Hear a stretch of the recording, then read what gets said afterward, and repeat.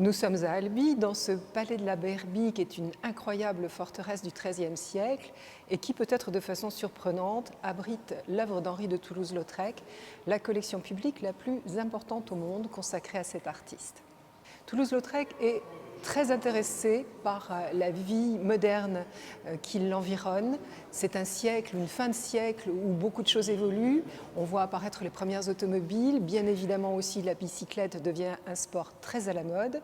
Et Lautrec est, comme pour d'autres sports, fasciné par les courses. Il va d'ailleurs au Vélodrome Buffalo à Paris, il va regarder les coureurs et il se fait confier la réalisation d'une affiche qui lui est commandée par une firme anglaise, la firme Simpson, affiche qui doit promouvoir la chaîne toute nouvelle qu'ils ont inventée pour une bicyclette.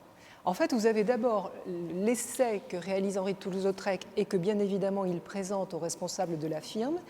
Et ce monsieur trouve que la bicyclette est imprécise, que la chaîne n'est pas assez claire et donc il refuse cette première proposition.